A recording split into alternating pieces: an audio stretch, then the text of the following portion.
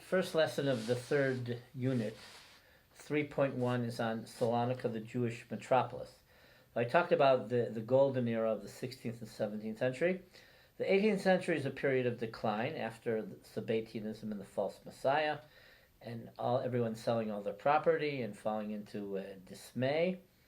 In the middle of the 19th century is a period of Europeanization, modernization, prosperity, the activization of the Sephardic community. Jews become more immersed in world commerce and regional commerce. The community has many poor people, but the community is affluent. It's exemplary in terms of philanthropy, and so here I'm giving you some of the headlines of the decay, but basically the resurrection. So the Jews of Salonika controlled the port.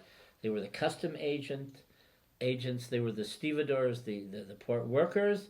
They were the fishermen. Their specialty was they had what was called a downis, a intermediary boat. So in other words, if a big ship came into the bay, they would take a little boat and unload the merchandise and then bring it to the port. The port was closed on Shabbat, but there was a very Jewish distinctive presence at the port. But this is Shabbat in Salonika, the Greek period. But you can see that they're dressed daintily on Shabbat in big numbers, and that was just to walk along the port was something to do in the afternoon. This is a panoramic view of the bay. Historically, the old city was on the upper part of the city. That's not where the Jews lived, but that's the character of the city with the city walls. That's where a lot more of the Turkish population lived. You see the city walls. Those exist today. At the port, though, the wall extended to the port I think in the 19th century. That was taken down and it became an open port. This is the White Tower, which is the symbol of Salonika. Essentially, it was an Ottoman prison called Yeni Kule.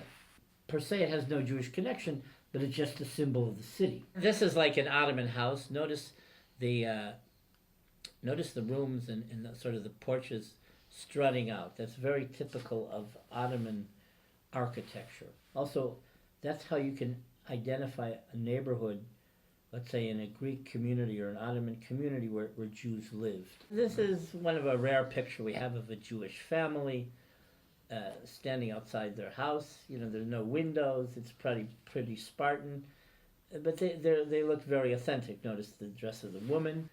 Hey, here are these. These aren't necessarily rabbis, but they're traditional people. You wouldn't necessarily say they're loafers, but who knows when it is. They probably study in yeshiva. They may be artisans, but in the late afternoon, they posed for a picture. There are already cameras at the end of the 19th century, so you'll have photos. This is the White Tower, but it shows you the area of the boardwalk near it. This is the Ottoman period. That's not the Greek period. So it's an old photo. Again, here are the traditional religious Salonican Jews standing around. Me'am Loez was the weekly Parshat HaShavua, the Torah portion for the common man in Salonika, in a colloquial, in a simple language that he could understand. And it was in a colorful language. It had a lot of humor, a lot of analogies. It was very picturesque. The Jews, as the dominant group and now Western educated, they introduced modernization and industrialization to the city. They introduced the tram. They introduced the gas light as for public lighting. They introduced natural gas.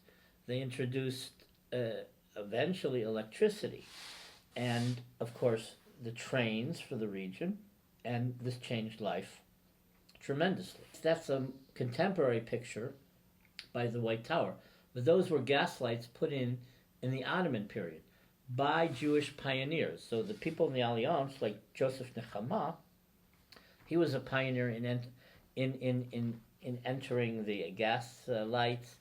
Alatini, who was a Livornese Jew, he advanced the Alliance and other in the Talmud Torah and other Western education, and the Alatini family had over 7 factories. They made bricks, they had mills, they made beer, and they employed a lot of the Greek Orthodox population. So there was a city of over 30 synagogues. So there, on the left, that's the consecration of the Talmud Torah. There was a big fire in 1891, as well as 1917.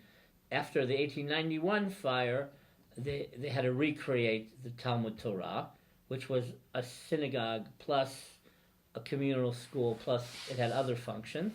On the right, that's one of the only synagogues which still stands in Salonika. That's the synagogue of the Jews of Monastir. Well, essentially, they were under siege in World War I by the Bulgarians, and then many of them migrated to Salonika after World War I. This is the old cemetery, which the university stands on today. There are over 500,000 graves there. Now, this is the quintessential Sephardic cemetery since the Spanish expulsion, and today we only have a few tablets.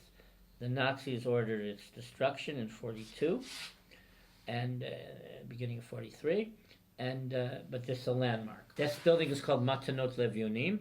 This was where, today it's a nursery school and an elementary school. This is where the Jewish community gave lunches during the Ottoman period and the beginning of the Greek period to 6,000 kids for a hot lunch. This shows an astute sense of philanthropy and worrying about the other. This is one of the Alatini mills. The building still stands, I think, but this was a historic place. This is after it's abandoned. The Ottoman Bank of Salonika and the Bank of Salonika, these were buildings which were Jewish banks.